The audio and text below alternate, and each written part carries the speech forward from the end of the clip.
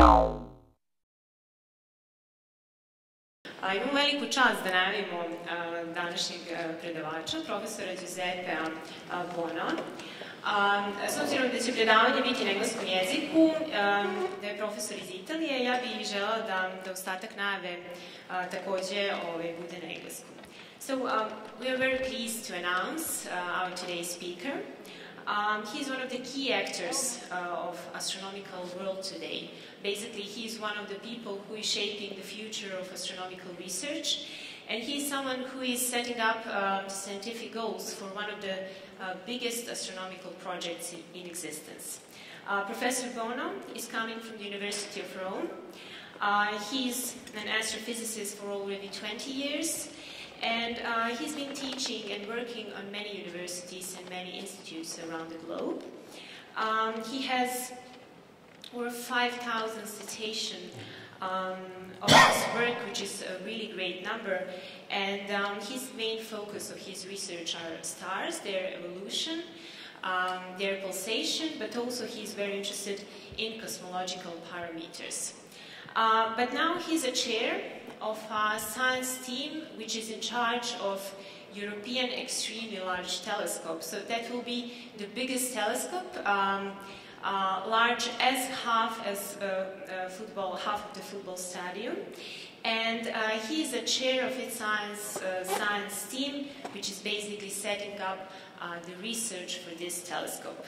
And so please give a warm welcome to Professor Đuzepe Bono. Thank you very much. Thank you, Professor, for coming. Nice to meet you. I would like to invite you to stay on your seats after the talk is finished, because we will have a short interview here on the stage, and we will also like to see you participate. So please listen carefully and prepare your own question. Thank you, Professor. The floor is yours. Thanks a lot.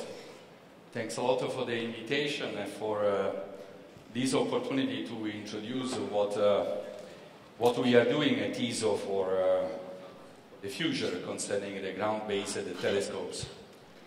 And well, I have to say that this is also a very special event for myself, because this is the first time that I am giving a talk on E-ELT, and all the times I was introducing the topic saying that obviously this is a project that is going to be realized, because we were still waiting the official approval of the project, and this happened a few days ago, that the ESO Council, that is made by all the members of the state members of ESO, officially approved the project. So now the telescope is going to be built, there is no doubt. We can have delays, we can have problems, we can have whatever you want. But there is something that is solid, and with this signature, the money is going to be spent to realize at the very beginning the building and the telescope, and then for the instruments. So, in preparing this talk, I decided to, since this was a conference and in a science festival, to stress in particular what is the technology that is beyond it. I will also talk about the science, but in particular I will talk about what is the most important technological advancement that is going to be realized with this telescope. Okay, so just to give you an idea on what are the different topics that I will mention during my talk, is why astrophysicists and cosmologists are always looking for new telescopes.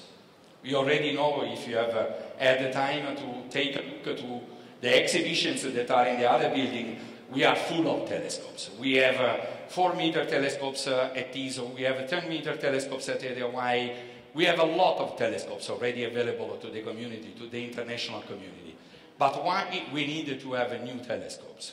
And in particular, why this acronym is going to be used quite a lot during my talk. E-ELT stands for extremely large telescopes. When there is another E is for European extremely large telescopes. And why in particular we need these larger telescopes. I will talk in particular about what we are doing at ESO, the science, and what are our plans for this telescope. So let me open the path, discussing two crucial issues whenever we are dealing with a new telescope. In this case, the two crucial parameters to define capabilities of a telescope are the resolving power and the collecting area. The reason why the resolving power is so important is clearly defined by these. I don't know whether the light. Are you seeing where what is projected? Okay, great. So the point is that the resolving power allows us to recognize the differences, and this is particularly important when we are dealing with crowded fields, which means regions of the galaxy, of the external galaxies, in which the stars or the stellar systems or whatever, due to the distance, are close one with each other. And in order to have a clear idea to measure these light, the size, the velocity, we always need resolving power. And what is important, the formula, this really simple relation. It's saying that just that the resolving power is improving, because we need to have a very tiny relation, is improving with the diameter of the telescope. Okay? The other point, and this is even, well, at the same level of relevance, is the fact that we are interested in observing very faint sources. So this means that we need large. If we are going this way, I am increasing the voice when the microphone is not available, so tell me what I have to do. So what we are trying to do, increasing the size of the telescopes, is that the possibility to have larger telescopes means the possibility to observe very faint sources. And in this case, the collecting area is going with the square of the diameter of the telescope. So it means in both cases the fact that we justifying the need for large telescopes. What is important here? It's important that these two arguments were known to Galileo. So dating back to 4 centuries ago, the only thing that we have improved concerning the telescopes has been the size, the quality of the lenses that we are using, or mirrors that we are using to build the telescopes. But from this point of view, there has been nothing new during the last 4 centuries. Obviously, this is not entirely true, because we moved from the use of the eye to the photographic plates, and now to the CCDs, the charge-coupled devices, that improved quite a lot the sensitivity of our telescopes. But concerning the telescopes, there has been nothing new, almost for 4 centuries. The only thing that we have done has been to increase the size, to improve a lot of other issues connected with the telescopes, but we remained essentially on the same side. Where is the problem? The problem is that, fortunately, we have an atmosphere, because without the atmosphere there will not be any life at all. But the atmosphere, the Earth atmosphere, is going to affect the light that is coming from the stars. Oh, sorry, I made a mistake. Is going to affect the light coming from the stars. The stars are somewhere here, and since we have a turbulence in our atmosphere, what happens is that the waves, the photons that are coming from the universe, are going to be affected by this turbulence. So this means that the images that we are recording in our instrumentation is never perfect, and the quality of these of these measurements is strongly affected by what the astronomers call seeing. And just to give you an idea, this is the effect of the seeing for a single source. When the seeing is good, you can measure exactly what is the number of photons that are arriving, if you have to measure the radial velocity, whatever you want. As soon as the seeing becomes worse and worse, you see that at this point, and in this point here, you cannot perform any more the measurement. Okay? So, dealing with this problem, there are two possibilities. Only two up to now. The first one is going into space. If you have enough money, if you have a rocket, you can put a telescope in the space and you have the Hubble Space Telescope. Okay? In that case, there is no problem because there is no atmosphere and you can observe the whatever, from galaxies to stars to planets, in what is called the diffraction limit, which means that you are collecting all the photons in the right place at the right time. The other possibility that we have had till now, it has been only to improve the observing side. What this means? We started in the 16th century where the observatories were downtown. Nowadays, there are 3 or 4 places all over the world where there are telescopes. One is Chile, the other one is Mauna Kea, there are Canary Islands, a few other places in which the seeing is very good. We are very lucky as astronomers because these are also fancy places, you know. But the point is that there are only a very few places all over the world in which the seeing is good and is stable. This is the other important issue. Has to be good and has to be stable all over the night. And for many, possibly almost for the entire year.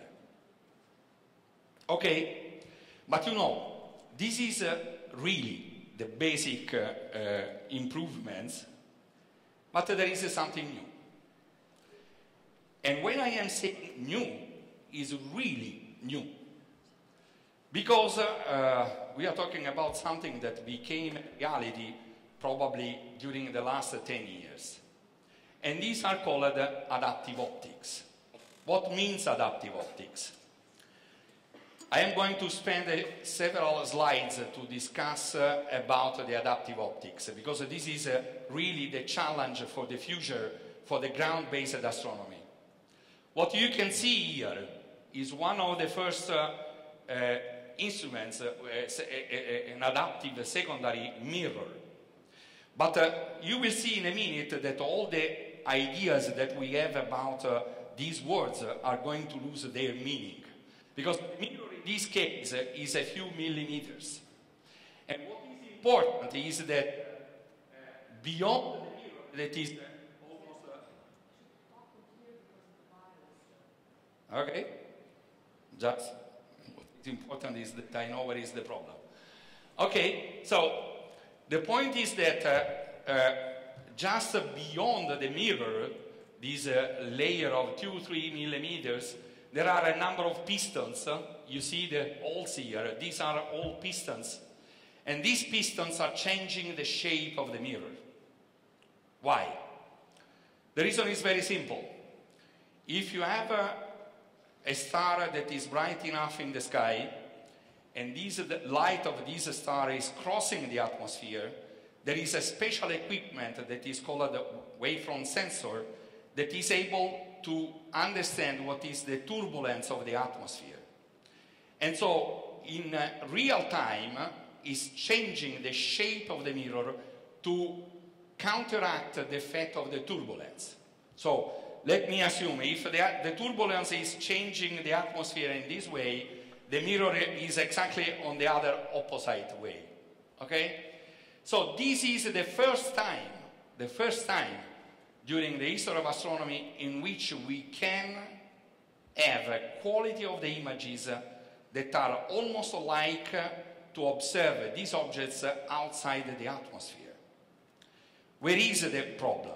Well, let me say, it's not a problem. It's opening a new path.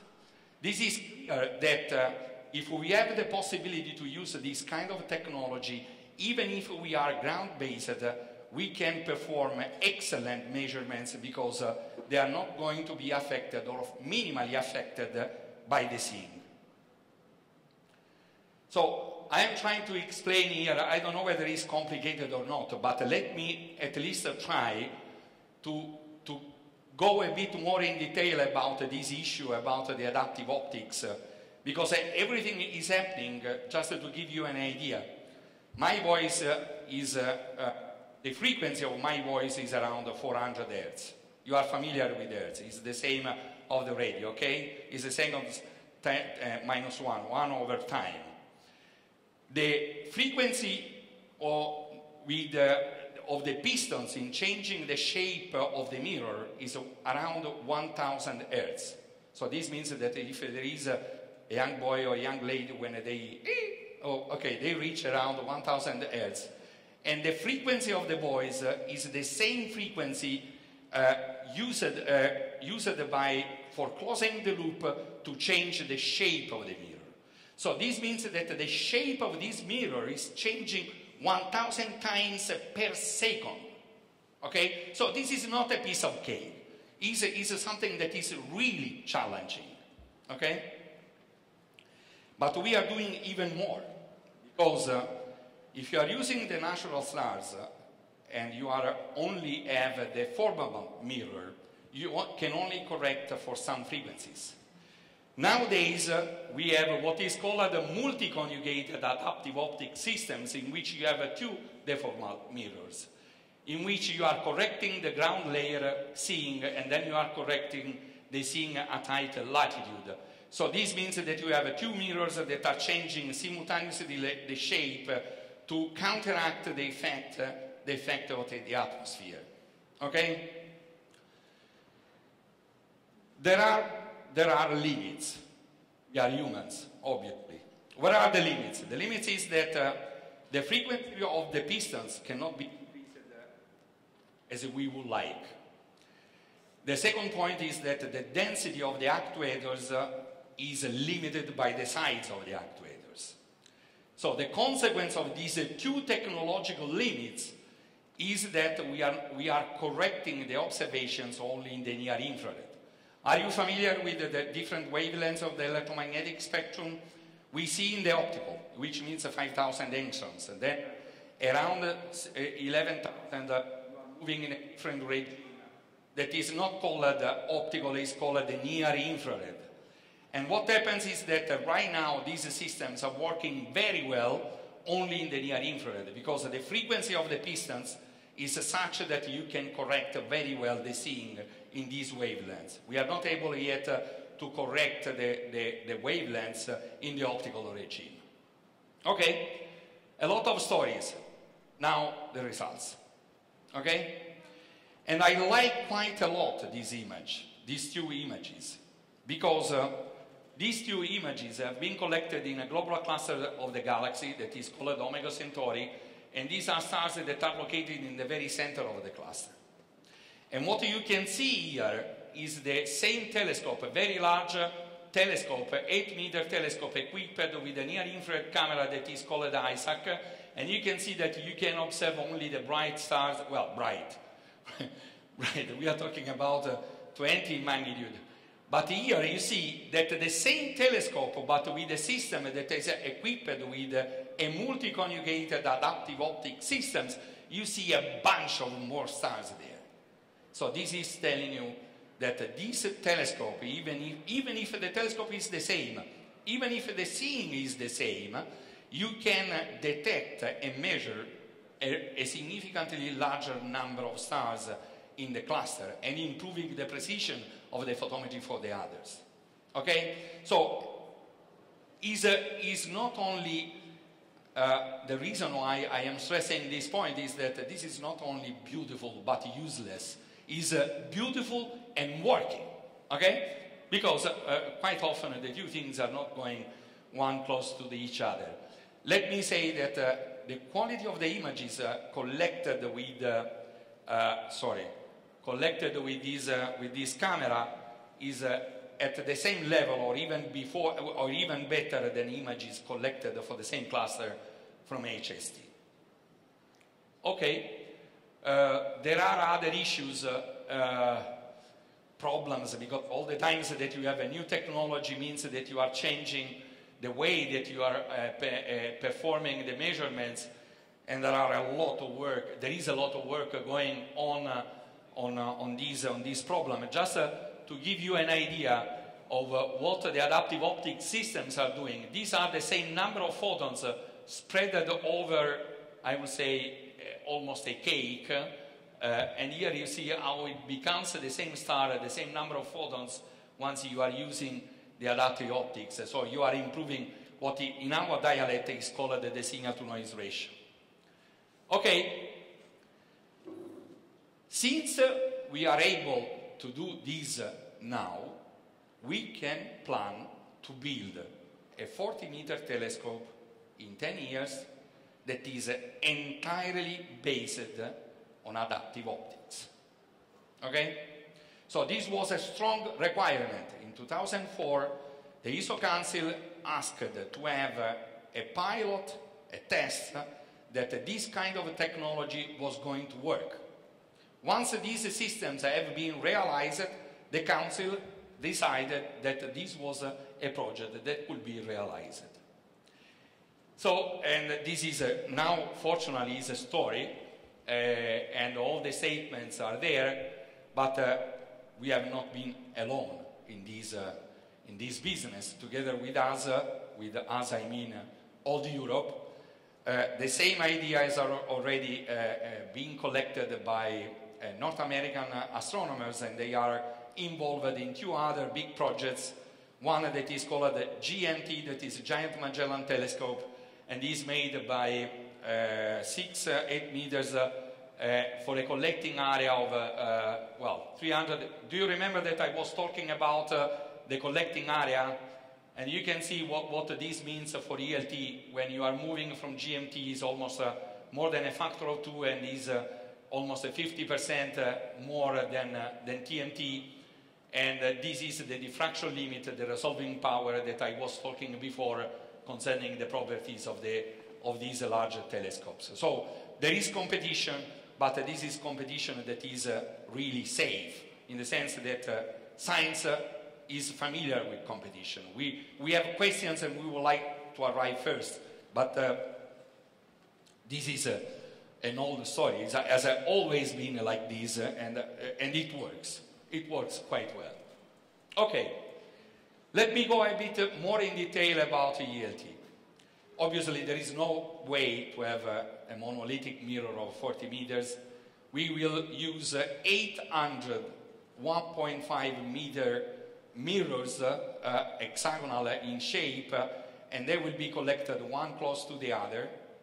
And this is already the first jump, because each individual mirror will have 3 actuators that will change the position of these mirrors, because the telescope is going to move, and you have to maintain the shape, exactly the same shape of the telescope, whatever is the position in the sky that you are observing with this telescope. So you have to multiply 3 actuators for 800, and then you will have only the possibility to shape the mirror, the primary mirror. But what is even more important here is not the primary mirror. Primary mirror is just brute force. Larger is the area, larger is the collecting area, better are the capabilities of the telescope. But what is important here is summarized in this figure here, because we have 4 secondaries. This is the primary, then you have the M2, M3, and M4. And M4 is, I would say, the Earth of this telescope, because the M4 is going to be entirely adaptive. Entirely adaptive means a 2.5 meter telescope of a few millimeters with the 7,000 actuators that are going to change the shape of this mirror. Okay? And then there is another piece of unbelievable technology that is M5, because this is an ellipsoidal mirror with a tip tilt system, and is going to change with the frequency that is unbelievable, because they have to put the photons in the same beam, and this beam is going to the instrument where the photons will be recorded. Okay? So this is, roughly speaking, what we are talking about. Just to give you an idea, this is almost a tennis field where the instruments will be placed. This is the primary mirror, this is the cage for M2, M3 and 4 will be inside this cylinder here, and you will have the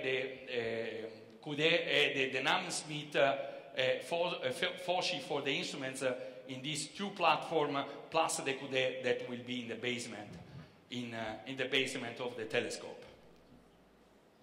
Okay, this is just a bit more in detail.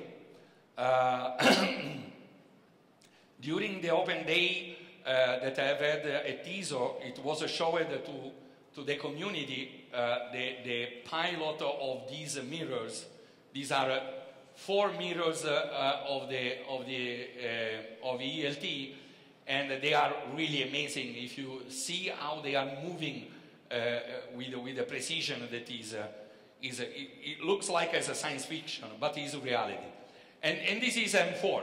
What I already told you, that is the most crucial piece of technology that is going to be built for this telescope.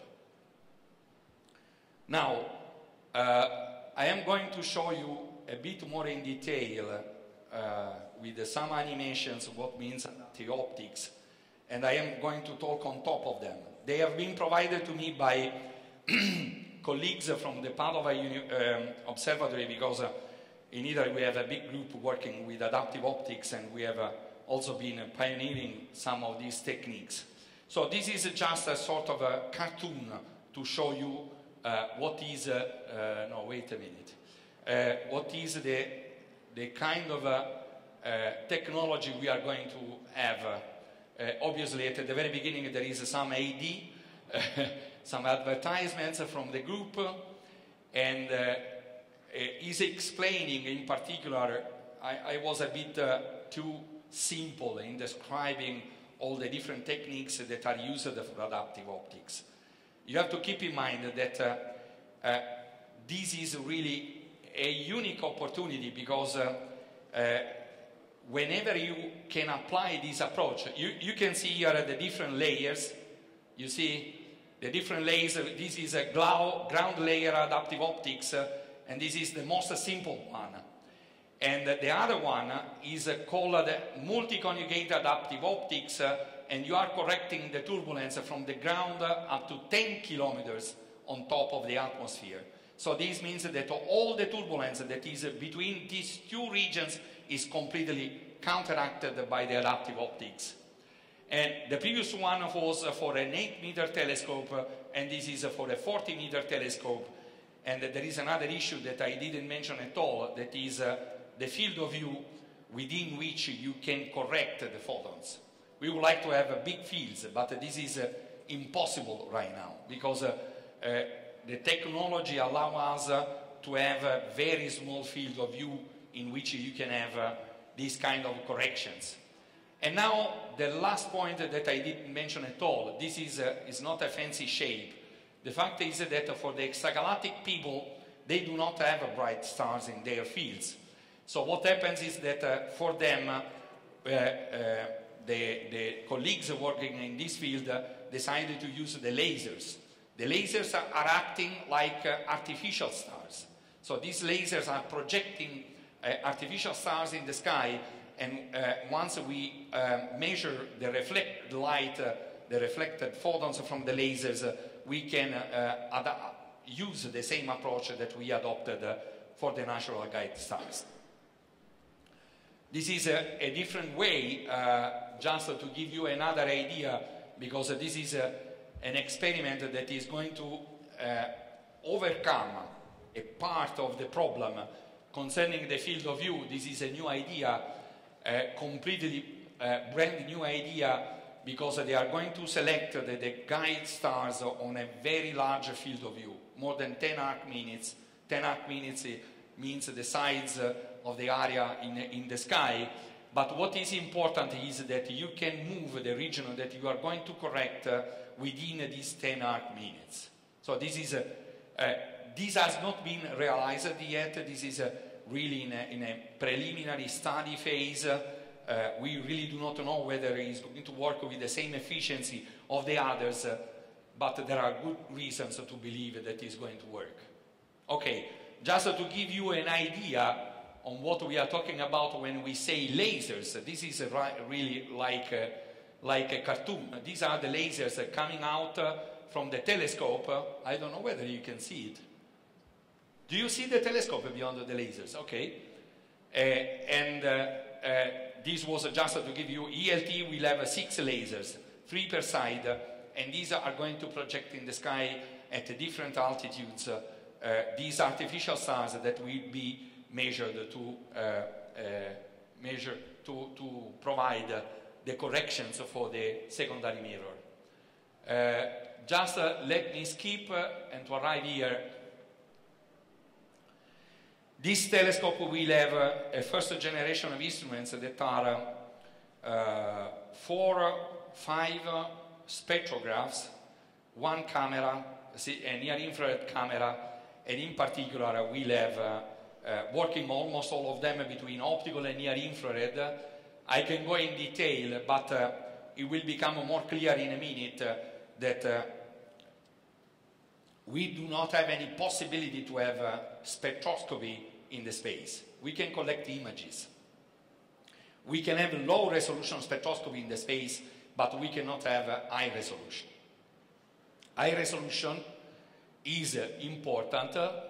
Here is about the site that has already been decided. Is Cerro Amazones. Just to give you an idea on what we are talking about, this is parallel with VLT. This is Cerro Amazones. The mountain has already been exploded to make the flatness on top of the hill, and they started to build the road between the two, because this will be the Earth powder will be in parallel, and this will work almost entirely in remote mode, will be controlled in remote mode. We do not have time for this. Let me move to the science. Let me move to the science because I have to tell you what is really why. The cost of this project is right now estimated to be 1.1 billion of euros. And to convince the governments to pay for these big experiments, you need to have good arguments. Obviously, scientific arguments, technological arguments. But in this case, what is really important, and is what I am going to discuss right now, is about the extrasolar planets. You know that one of the most important revolutions during the last 20 years has been the discovery of extrasolar planets. Now we are of the order of thousands that have been detected. Several of them are not individual. They are solar systems-like, which means that a star has more than one planet. But what is the point? The point is that between what we know now, what will become available with Espresso, that is the use of the 4 telescopes altogether, and this is what is going to happen with E-ELT. This red box that you find here, this is the Earth. Okay? So the point is that we will have a lot of candidates to be Earth-like planets. But in order to be sure that they are Earth-like planets, which means that there are planets in the habitability zone, which means, once again, the possibility to have a different place where we could, in principle, stay. We cannot reach them. But it is good to know that there is a place in the sky, somewhere around the Sun, relatively close to the Sun, where there are other planets that look like as the Earth. And obviously there is this wonderful technique pioneered by the Swiss community and Europeans in particular, that they have really collected the images of these planets. We can see them. It's not just a suspect. We can collect images of them. In particular, if you see this one, this was the first one that was really imaged It was with NACO at VLT, and you can see that this is the central star and this is the planet. Well, we don't know yet whether it's good enough for us, but we know that it's there, and we can take a picture, you know. Well, probably not with the cellular, but, you know, it's something that is positive that we can image them. But where is the point? The point is that together with the images, we need to be sure that these planets might host organic life. How we can say that? If you think about the fact that you have a planet, you have a star, around this star there is a planet, and we can image, but we want more than that. We would like to be sure that this planet hosts organic life. And to host organic life, there are some crucial molecules, like ozone, like CO, like methane, and we can measure these in the spectra of these planets, we can measure the presence of these elements. And only when this will be possible, we can say that one is another potential place where we can stay. Okay? Where is the problem? The problem is that the photons coming from the star are significantly much more than the photons coming from the planet. Okay? In order to collect a spectrum of the planet, you have to destroy something like 10 to the 8, which means 100 million, 1 billion of photons coming from the star. Because otherwise the photons of the star are blinding you. You cannot see the atmosphere of the planet. So you have to completely cover the star in order to see a tiny dust point that is the planet that we are interested in. Now, this kind of contrast is going to be one of the crucial aspects of the high resolution spectrograph for E-ELT. So we have to build a spectrograph that is going to mask the photons coming from the star and give us the possibility to characterize the chemical composition of Earth-like planets in the habitability zone. Okay?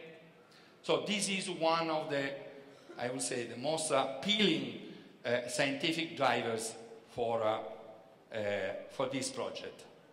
There are many others. Unfortunately, I do not have time. I have to skip them. Just let me mention briefly two minor points. All the newspapers talked about the measurement of the black hole that is in the center of the galaxy. And this was possible with two different groups.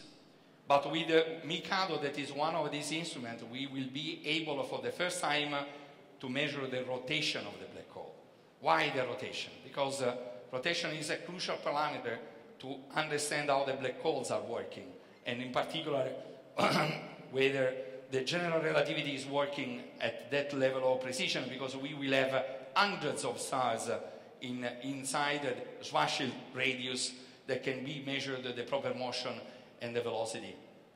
And I will close the discussion mentioning probably one of the other most exciting experiments that is going to be built with E-ELT, and is the direct measurements of the expansion of the universe. You know that the universe is expanding, but let me tell you what is the speed.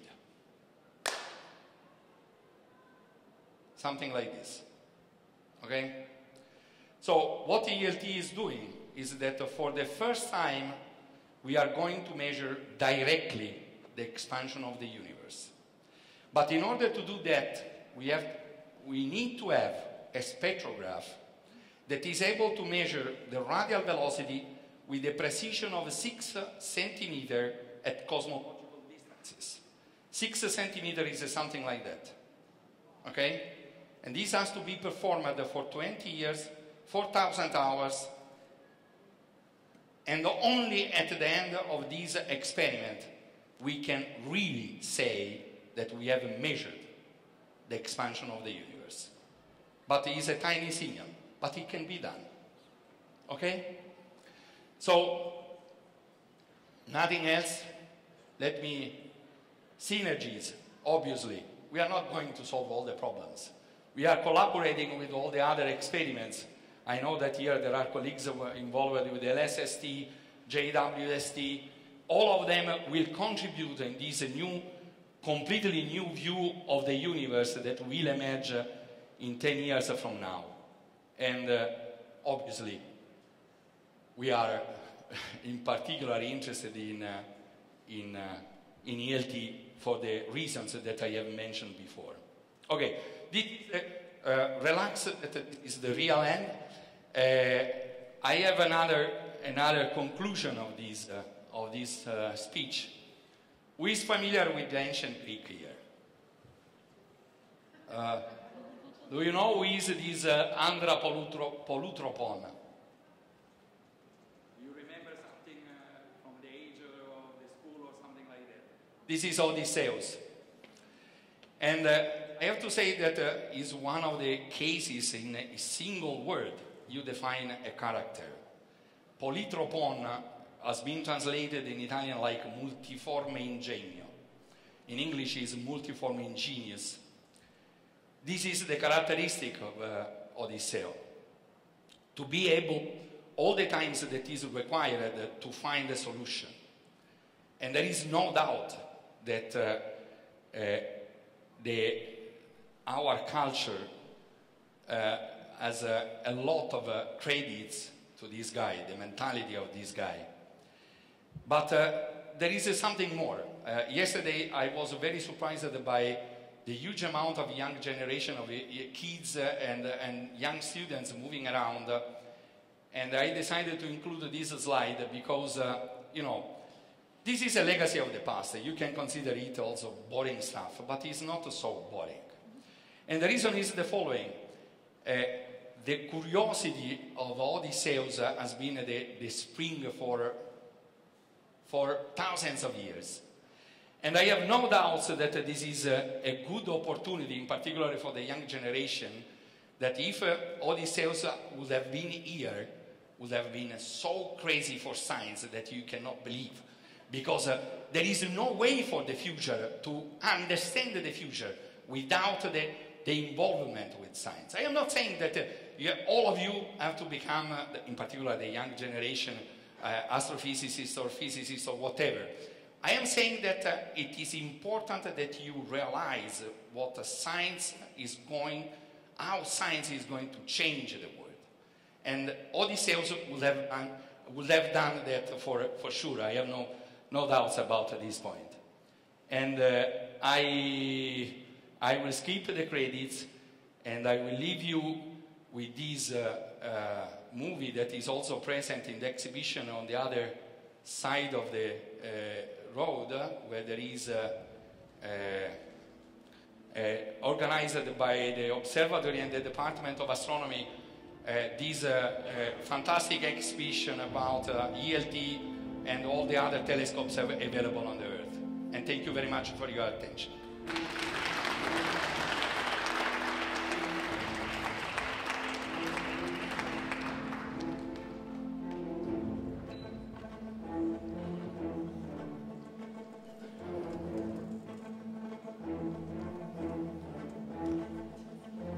I can switch off. No, just leave.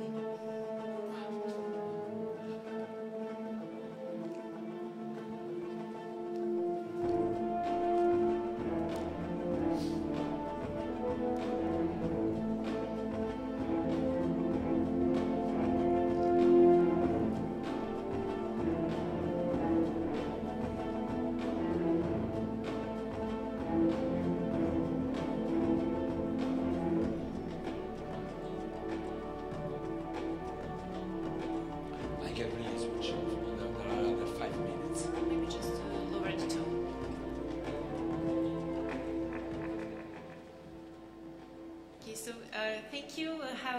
To continue with our interview, Professor, thank you for telling all the interesting information on this telescope and inspiring younger generation maybe to become astrophysicists. So this is really huge project. It will be, as I already said, half of the football stadium. So when you first started doing astrophysics or astronomy, could you imagine that something as large as this, or as extremely large as this, could possibly exist? No, I don't. And there are different reasons, because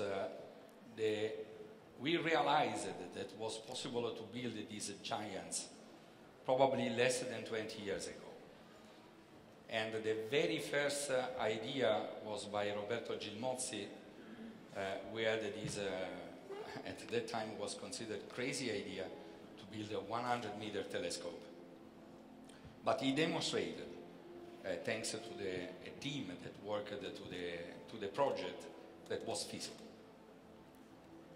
So this is what we have, and compared to the first telescope that you used, so how bigger is this? So what was the first telescope you got a chance to use? I have to say that I am not in astrophysics. You can find observers and theoreticians. I have been involved with observations more recently. I started as a theoretician. And nowadays there is no way. I have had hundreds of projects that have been approved, but the data are collected in service mode. So there is no romanticism in this. There is a night assistant, there is a computer, there is a system that is going to collect the data for you. And this is already true for VLT, and is going to be even more true for E-ELT. There is no way that an astronomer can manage the complexity of a telescope like this one. So there is a team of astronomers and engineering that are going to run the telescope for you.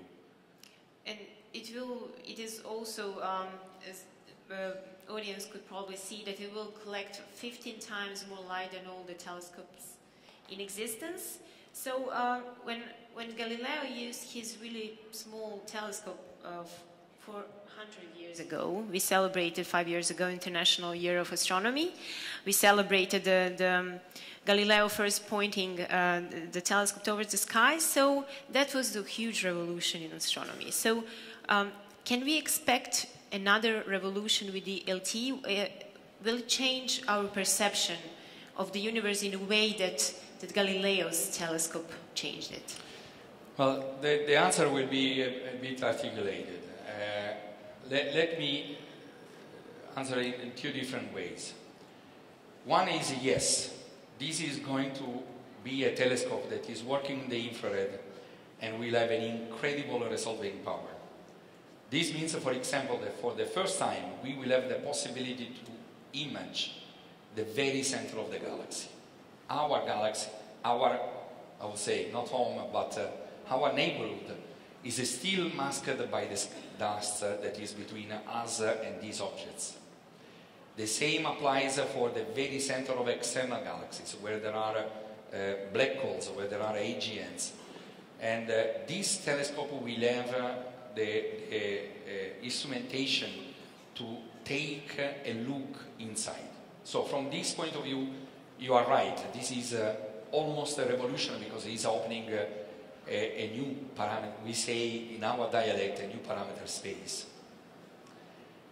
At the same time, the revolution, in my opinion, is a very complicated word, because it comes from a word of revolvo, coming back.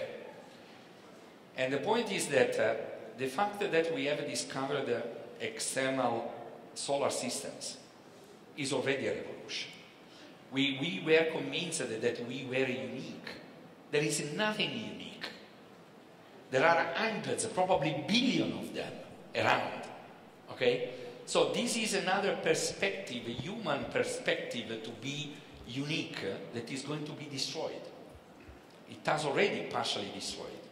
When this revolution will reach a very, I would say, unique moment in this never-ending understanding of the world that is around us, when we will have the information about the chemical composition, which means the possibility to detect O2, CO, methane, and other molecules that are... this doesn't mean that there is life.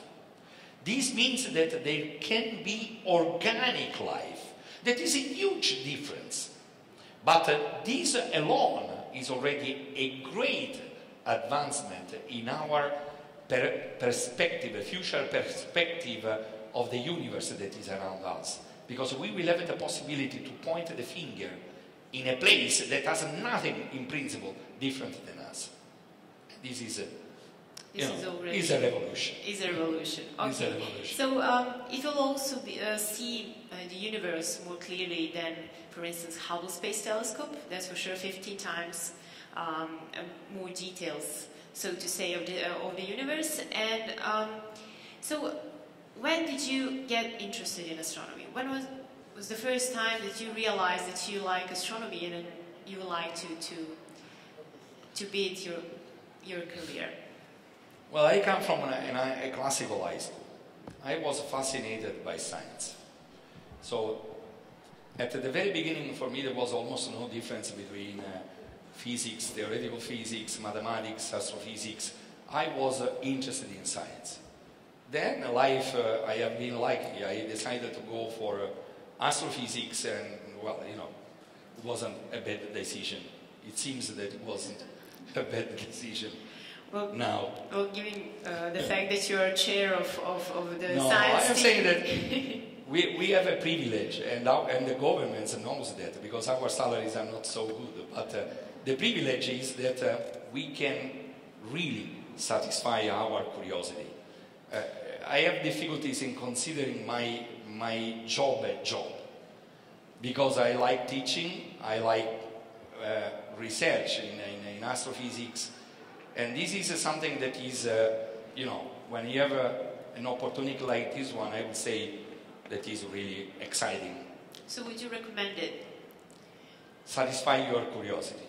And would you recommend it to particularly no. learn astrophysics? Well, astrophysics has many advantages, because I think that compared with other fields, is this wonderful mix between mathematics, physics, chemistry, and many other fields of science.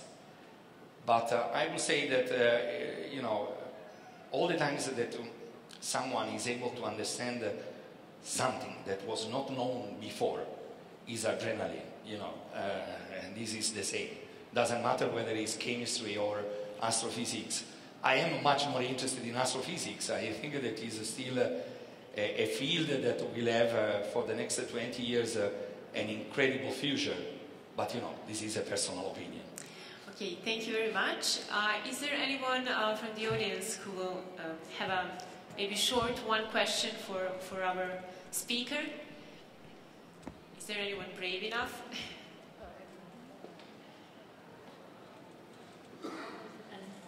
First, I must thank you for your amazing speech. And very kind. Do you think it is possible in near future to construct a telescope which will make the planets just close to our eyes? You know, like in 3D technology.